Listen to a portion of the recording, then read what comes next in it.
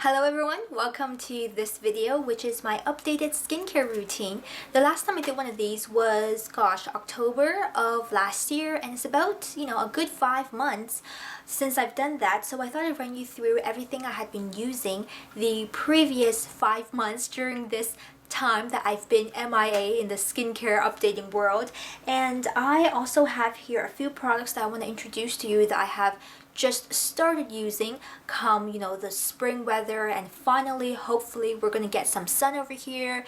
It's just been very typical West Coast spring, lots of rain, lots of cloudiness. It's not quite fun really, but yeah, let's talk about some products. And before I get started, I want to let you know that if you haven't watched already, I did put up a skincare demonstration step by step, every single sort of thing that I do for my skin. Now the products may change from time to time. I may fall in love with one brand or one particular serum or face cream, but the types of products I use remain consistent, and the method I use them is pretty consistent as well. And a lot of those products you have seen in that video are going to be talked about right about now.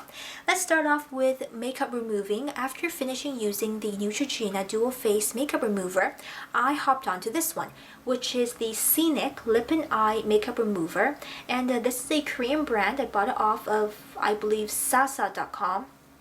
Quite inexpensive, 150 milliliters for about 10 bucks, which I think is a good deal since most are only 100 or 125. You get a little bit extra in here. And I love the pump up design of the bottle, very convenient, and this stuff surprisingly was so good.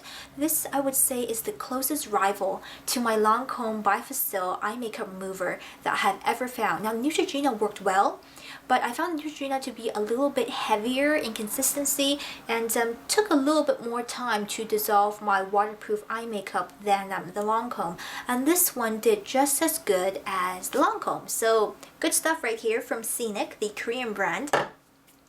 Then if we're talking about the rest of my face, I am still using this.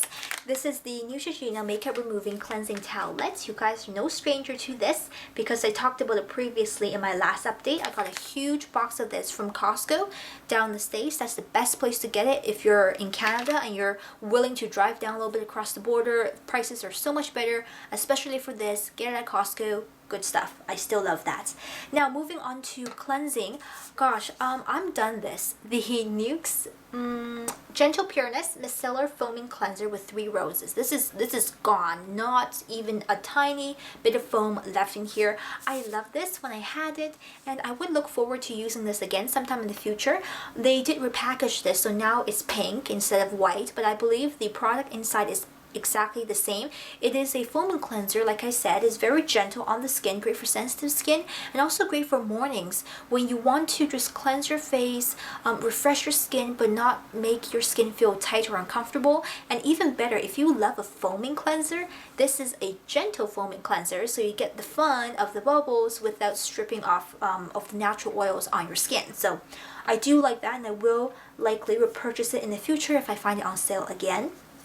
Now this thing, the JUJU Aquamoist Hyaluronic Acid Whitening Wash Foam is still not gone. It just wouldn't quit. Like, why do I still have this? I'm not, I don't hate this, but I don't love it, and I keep wanting to just finish it up so I can move on to other things. But this tube just lasts and lasts forever, which I suppose is a good thing. But on the contrary, if I'm not crazy about it, it feels a bit of a pain to use it all the time. But I'm still using it. Perhaps I'll pass it on to family or friends or someone who will just take this in. But I am still using this. It works fine. It lathers up well, and it feels very clean after you're using it. But I'm not crazy about it. There's nothing about it that makes me go, wow, I'm in love with this product. You know what I mean? So I'm still using this, but hopefully not for very long. And of course, I'm still using my CLARISONIC. I did do a review on this. You saw me use it in the skincare demonstration. Good stuff. Will always be in my skincare routine. So, get used to seeing this one. Also, let's talk a little bit more about exfoliators. I mentioned two exfoliating products in that skincare demonstration, one of which is probably new to you, the B&C Laboratories Man & Peeling Gel, which I've heard is an inexpensive alternative to the Curel Peeling Gel, which is great for those with sensitive skin, of course. This one is a cellulose type of product, I believe, mixed into the gel.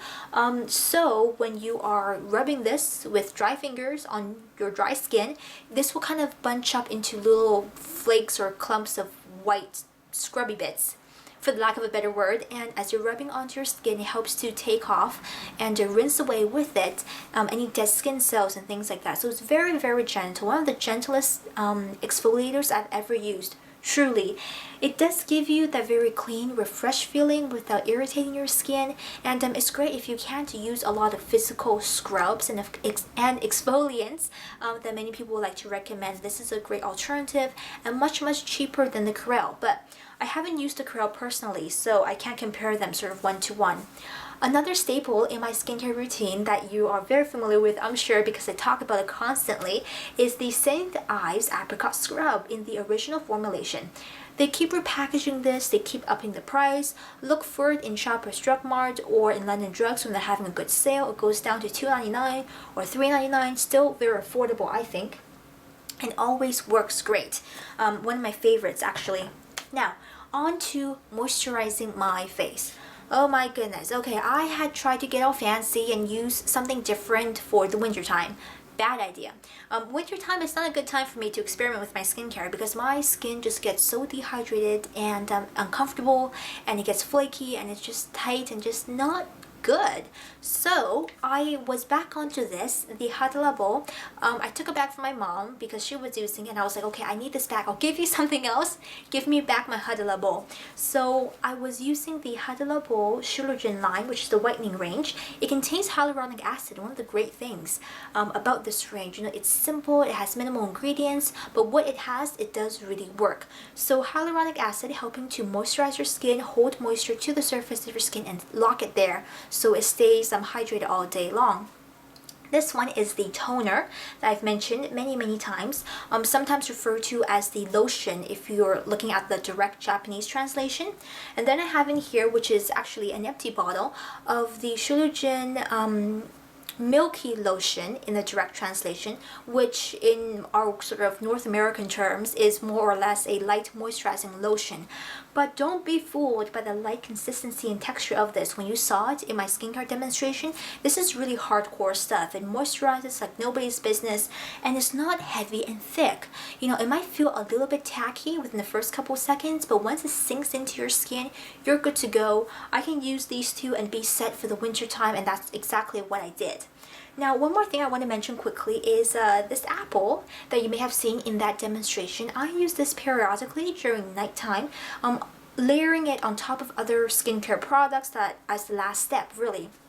And this is the Moly Appletox honey cream, I believe, and I've got a fluff flying around, and this is truly one of those things that really soothes your skin, makes your skin feel comfortable.